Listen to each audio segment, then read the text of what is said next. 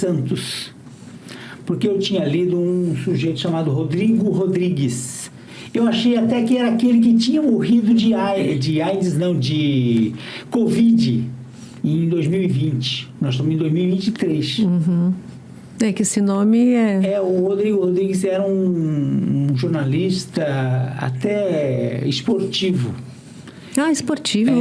O que escreveu o livro é um professor da USP até, é um literato, um historiador, uma figuraça boa também.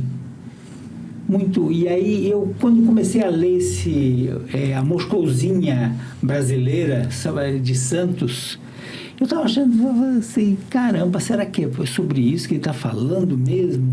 Sobre o que era Santos há 30, 40 anos, 50 anos atrás. Até mais. É. Que ele acho que pega de 1930 até 1950 e pouco. É um belíssimo livro. Eu achei muito interessante, Luiz, a abordagem que ele faz sobre o meio de transporte, né? O bonde. Isso. Né? Que aqui em Santos, por exemplo, Campo Grande era o território dos espanhóis, dos italianos, né? Cada bairro tinha, assim, a sua... essência.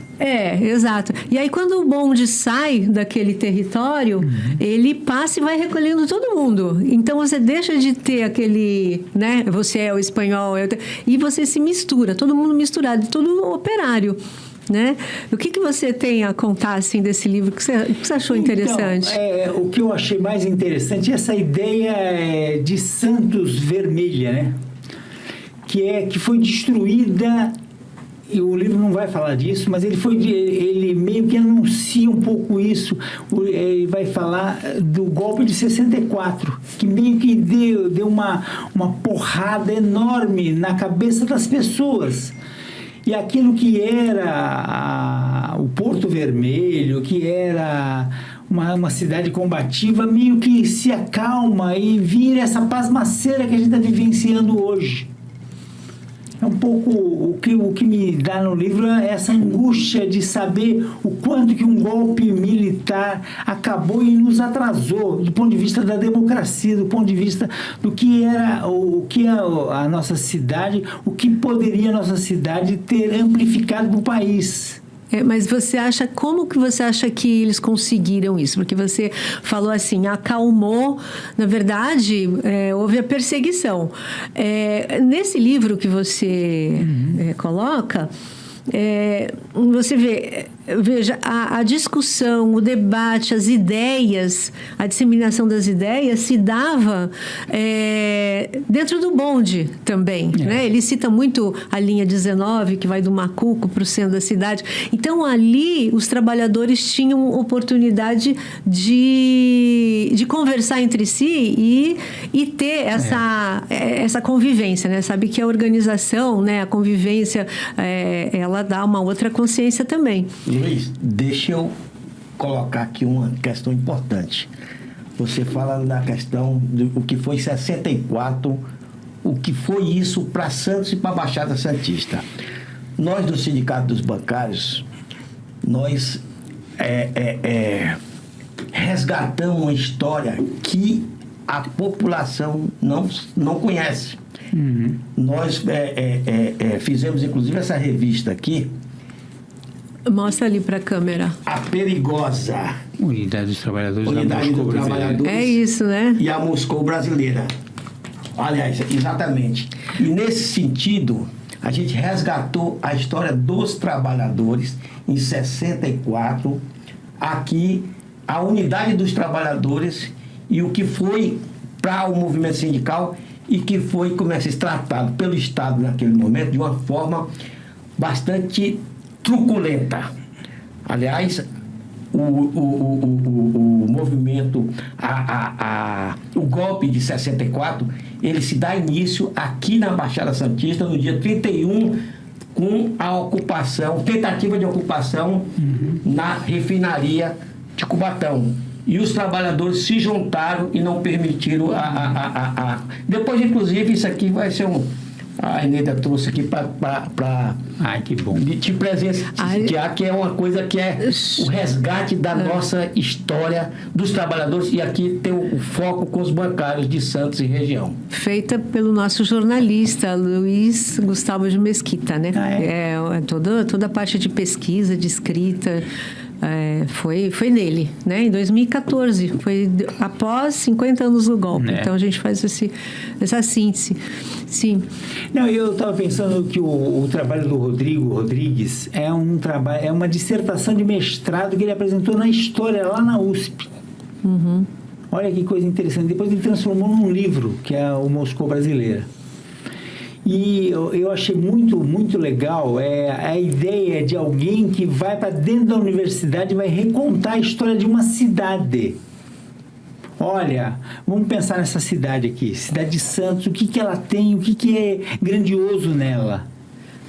O que chama atenção para aquilo que está dentro da academia, né? Que eu acho que é isso que é valioso. A academia olha e fala, isso aqui é valioso.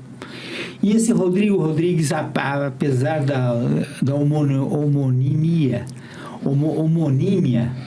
que ele tem com o Rodrigo, que é o jornalista, o repórter esportivo, ele é um sujeito da academia. Uhum. E ele vai se voltar, enquanto historiador, para Santos de 1930 e 1950. Para falar, opa, Santos era muito diferente. É importante, né? Resgatar a história, né, Luiz? Eu acho que essa coisa da gente vivenciar enquanto está na vida, enquanto que é a história que vai passando. Fazer parte da história. Nós fazemos parte da história. Exatamente. É isso. É um pouco isso. E muito assim, Moscou brasileira, porque é a unidade dos trabalhadores, né? Se dava. Então, aí quando você pensa nessa questão de Moscou brasileira, parece uma ironia, né? Com o que está acontecendo hoje do ponto de vista da Moscou,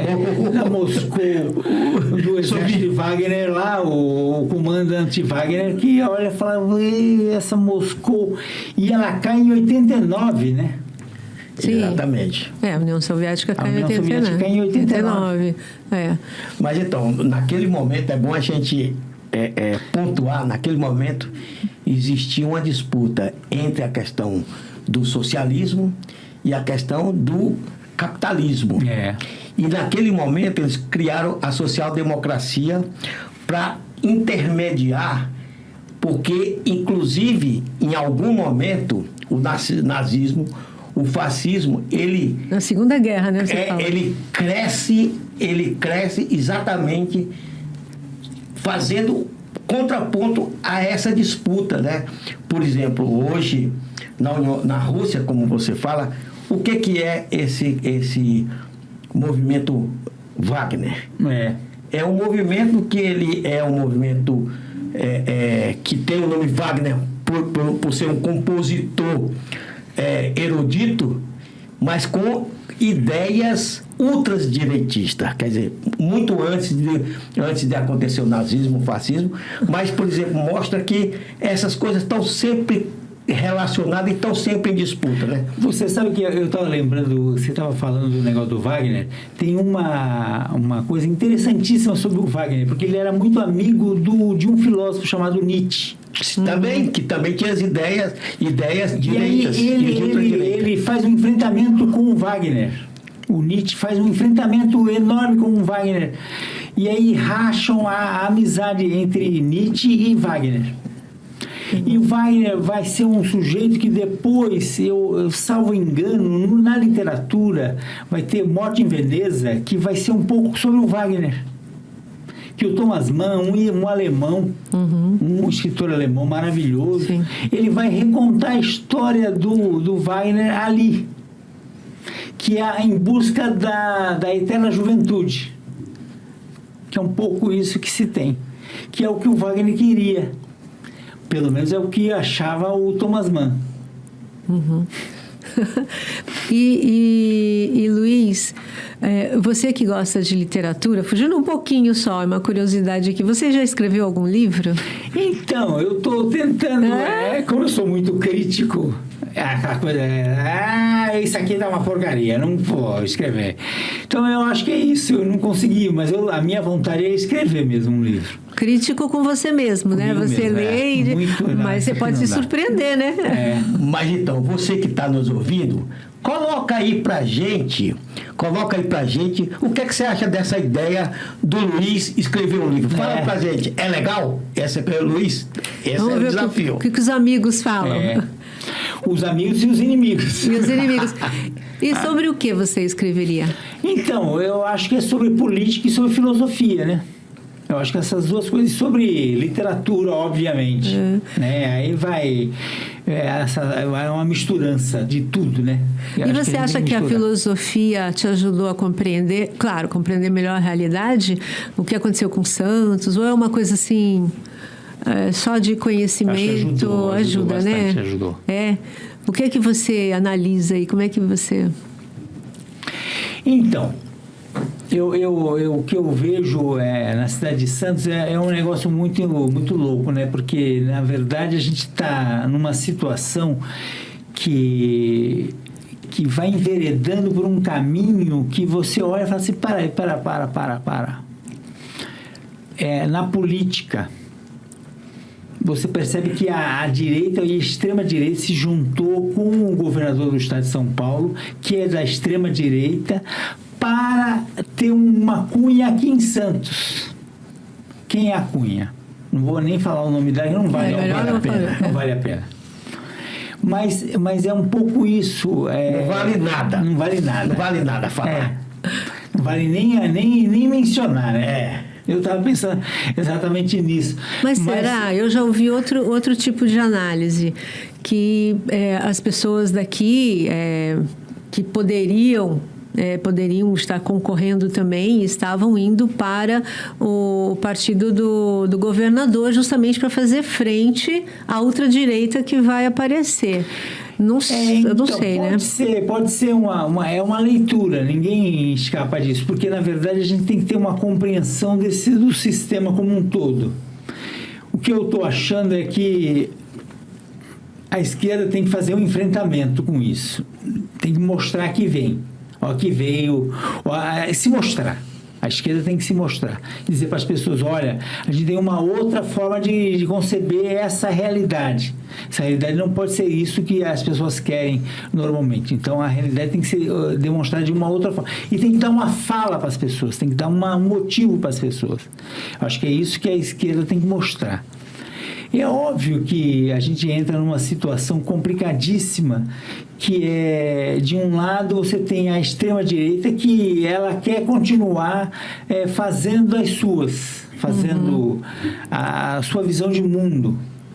E tem uma esquerda, uma parcela da esquerda que, olha, eu quero, na verdade, desmontar essa direita, eu quero ter uma cunha para dizer que ela está errada, equivocada, mas eu não quero fazer enfrentamento direto, porque a cidade não quer enfrentamentos. Não Mas quer. então, aí eu acho que a gente precisava conversar um pouco mais, porque a cidade não quer enfrentamento, vírgula. Nós tivemos alguns momentos, por exemplo, quando houve aquela demissão de 5.000 trabalhadores no porto, que inclusive a Thelma de Souza era prefeita da cidade. A cidade não queria um enfrentamento, mas foi necessário paralisar a cidade para reverter aquelas demissões, e foram revertidas todas elas. O que eu quero dizer com isso? Quero dizer com isso que é o seguinte: a oportunidade passa, o cavalo passa, você monta ou não monta, porque é isso. Hoje o país está se discutindo entre direita.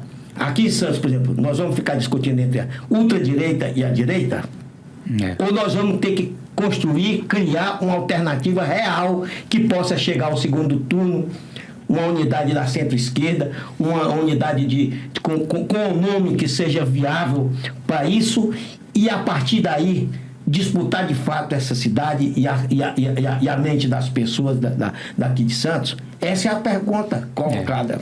Queria te ouvir sobre isso. Então, o que eu acho, na verdade, é assim, que tem que ter uma fina sintonia sobre essa questão.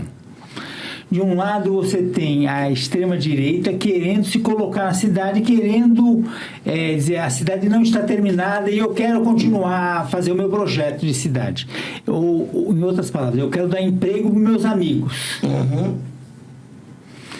E você tem uma centro-direita na cidade dando emprego para os amigos. Eu acho que a gente tem que fazer o combate. Olha, não é uma cidade que dá emprego para os amigos. A gente vai ter que fazer um governo de enfrentamento em relação a isso. Estudar como é que é esse orçamento, estudar como essas coisas se dão e fazer enfrentamento. Na verdade, você ter uma visão de que você pode ser diferente disso. Eu acho que essa é uma questão. Como você é diferente? Eu sempre penso numa figura que nos deixou há algum tempo, que é o Sérgio Cérebro da Cunha, Sim. que vocês conheceram bem. Grande claro. personalidade. E que a gente perdeu na cidade, né? Sim. Que é um cara que foi vice até da Thelma Nesse período. nesse período. Nesse período. É um Que pensador, foi né? de 89 a 92. Não foi isso? 89 a 92. Foi 82. 89 a 92, eu acho. não Que aí em 93 entra o Davi Capistrano, que eu sei disso. E quando 93. 93. De 89 a 92. 89, 90, 91, 92. Tá, e eu acho que 82 eu acho que foi. E ela vai ganhar a cidade com 30 e poucos % dos votos no Porque máximo. não tinha segundo turno Não tinha naquele segundo momento. turno naquele momento. Inventaram o segundo turno. E uma Verdade. legislação inventou o segundo turno. É verdade. E eu lembro, Luiz, que nessa época eu não morava aqui em Santos, né? Estudava fora, mas quando vinha, né, me inteirava das coisas. E eu lembro que quando ela entrou, era assim, oposição era demais. Ao final do governo dela, não tinha oposição. Todo mundo teve que se render. Tanto que ela conseguiu eleger o seu sucessor, que foi o Davi Capistrano, que também fez o governo voltado com as mesmas ideias do governo da Thelma. Mas eu acho que de saúde dela. é o que você falou, eu acho que é correto. É um desafio também de mostrar para as pessoas, ou de cair a ficha das pessoas, no geral, né, de que pode ser diferente. Né? Porque a gente percebe, tem tanto problema com namoradia, problema de transporte, problema de creche, tem vários, né? Vulnerabilidade, e as pessoas não pensam ou não vislumbram um horizonte de que ele pode ser diferente, né? Mas é uma coisa difícil, né? É difícil, é muito difícil. Fazer a pessoa erguer a cabeça do seu problema, tirar a cabeça do seu problema e ver que esse horizonte pode ser melhor, né? Eu acho que... E assim, a gente... E se luta contra toda uma mídia também, né? Um poder econômico muito grande.